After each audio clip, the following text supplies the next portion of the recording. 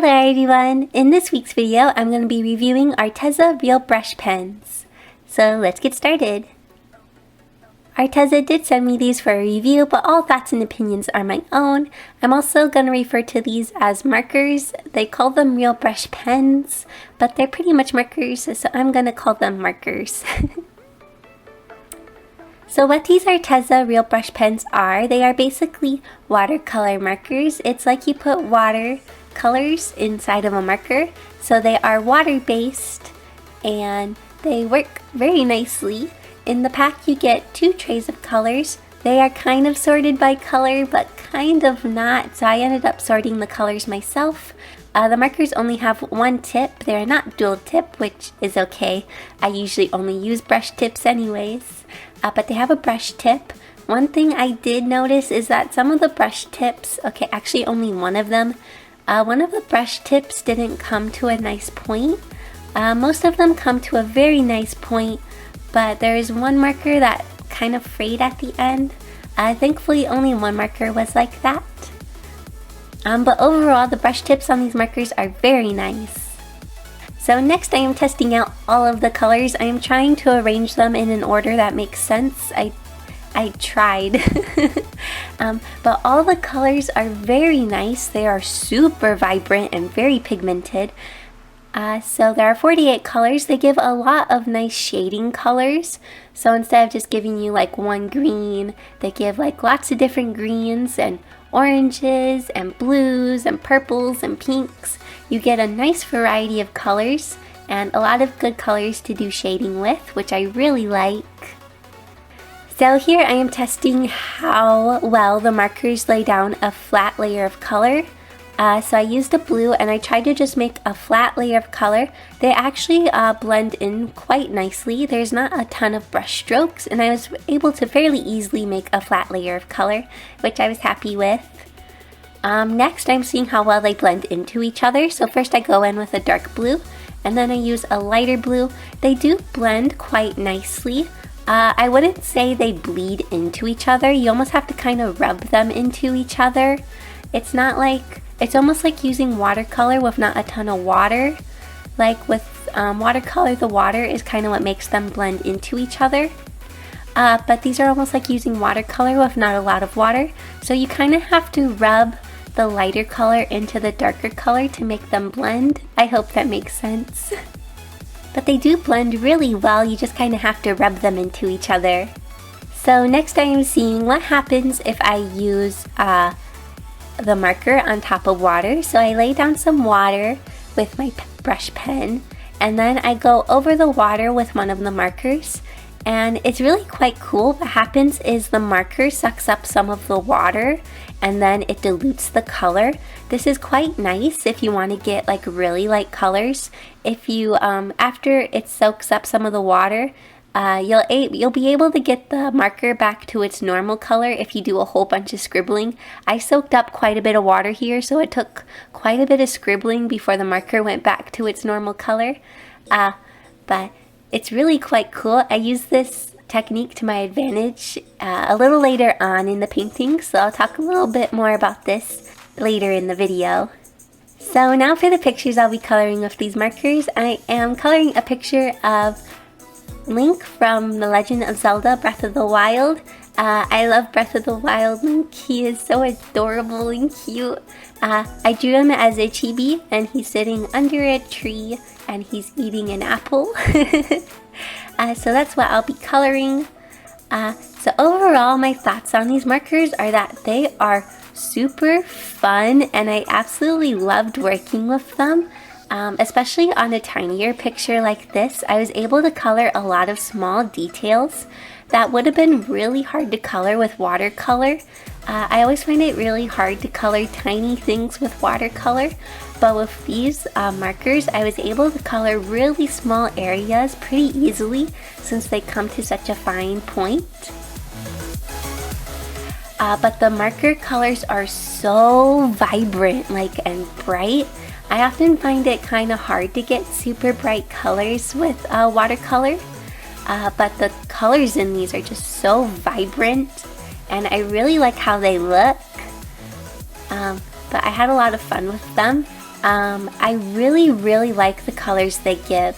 So for like the greens, instead of just giving you like a green and then a darker version of that green, they give you like a green and then a darker green, but that darker green is maybe more of a bluey green instead of a yellowy green. So that makes these really nice for shading because that's the way I kind of like to shade with colors. So the shading colors are wonderful, and like I said, the colors are just so bright, it's amazing.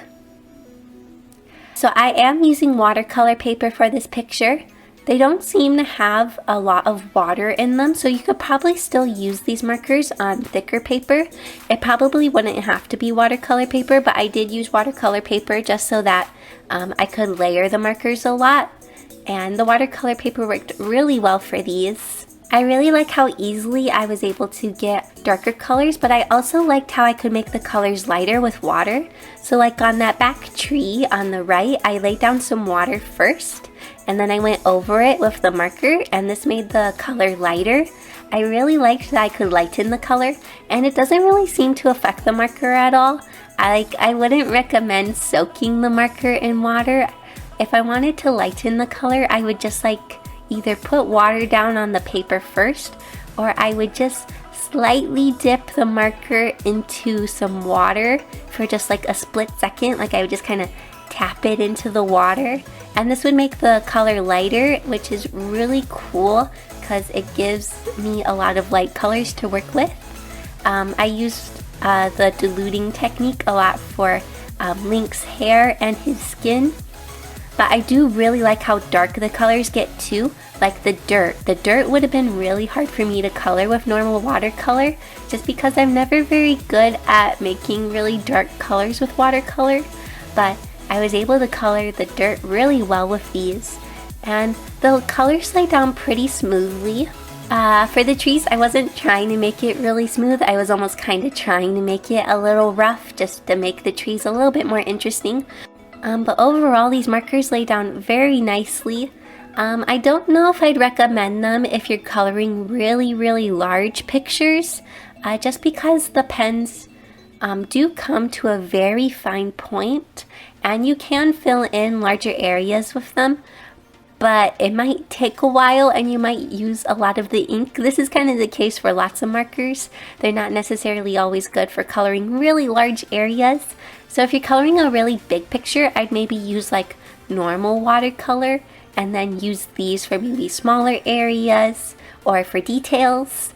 But these markers worked really nicely for this picture.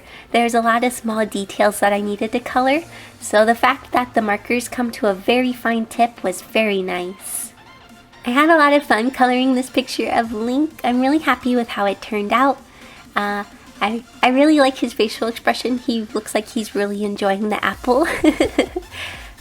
So because the colors are so vibrant, I had originally outlined this picture with colored pencil, but since I wasn't expecting the colors to be so vibrant, my line art ended up being a little on the light side, so I ended up having to go over my line art with my ink pen.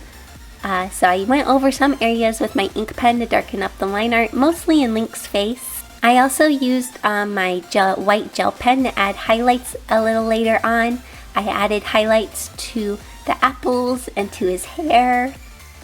So on the Arteza website, the 24-pack of real brush pens is $19.99, and the 48-pack of real brush pens is $30.99. And Arteza was super generous and gave us a coupon code for 10% off your entire order on Arteza.com.